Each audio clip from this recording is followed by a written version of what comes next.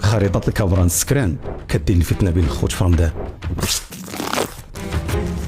اجي جبدوا التاريخ. القصه الاخوان بدات من نهار اللي خرجوا بعض الاساتذه الباحثين المغاربه بوثائق كيدويو على الصحراء الشرقيه المغربيه. من هذاك النهار ونظام العسكر اللي متحكم في الشعب الجزائري والثروات ديال الجزائر هو مرعوب من هذا الخطاب الجديد. والسي الصحفي الدراجي واللي مولف كيدحرج ما بين الفتنه بين الشعبين بلاصه ما يدافع كاي صحفي شريف على حقوق الشعب الجزائري كيتقرب من الكبرانات ورؤوس السلطه بخريطه عامره بالاخطاء الاملائيه مكتوب عليها 1805. كيقول كتابه هذه خريطه من الارشيف التاريخي ديال ما قبل الاستعمار الفرنسي للجزائر على اخطاء. اجي جبدوا التاريخ ماشي بهدف في الفتنه ولكن هذا هو التاريخ. اجي ابسط باحث في التاريخ ديال المغرب الكبير، المغرب الامازيغي، المغرب العربي، سميه كيف ما بغيتي، عارف بان يلاه 60 عام هذه باش بان شي حاجه سميتها الجزائر بالحدود الحاليه. واياكم ان تفهموا من كلامي انني اقزم الجزائر كلها 60 سنه، ولكن احنا هنا كندويو على الجزائر بالحدود الحاليه ديالها بالنظام اللي تاسس منذ خروج فرنسا. والشاهد على هذا الشيء بوتفليقه الرئيس الجزائري السابق. هو اللي قال اصبر معايا في الكتاب ديال السفير الفرنسي السابق اللي كان في الجزائر واللي خرج في 2012. فاش جا خارج البروتوكول كيقول انه يدوز عند الرئيس هو اللي يسلم عليه ويمشي. هنا غادي يدور واحد الحوار خطير جدا ما بين السفير والرئيس. ركز تسمع الكلمات بالتفصيل. سعاده السفير، علاش كتعاملوا مع المغرب معامله تفضيليه وهو كان مجرد محميه فرنسيه وحنا كنا جزء لا يتجزا من فرنسا؟ ما قالش مستعمر، جزء.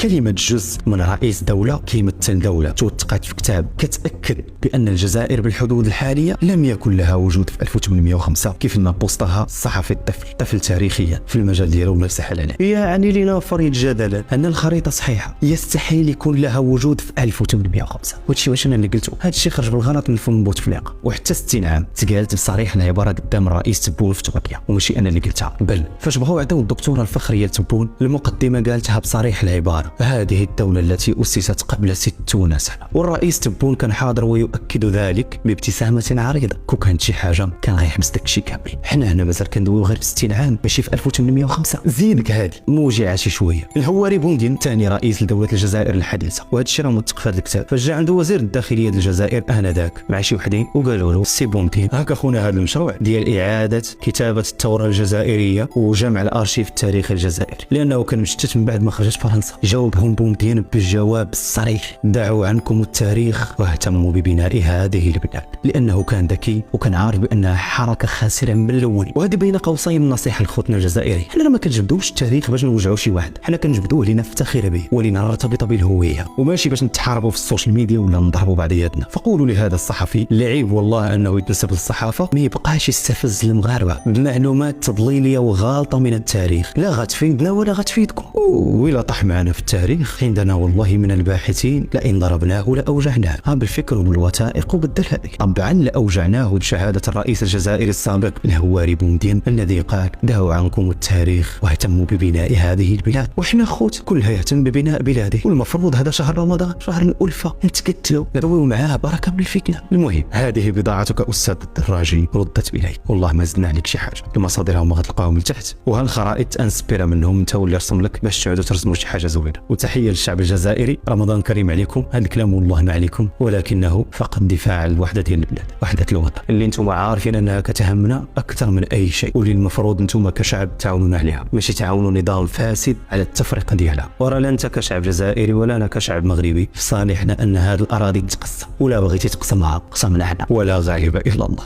خليهم الساتحين ان شاء الله.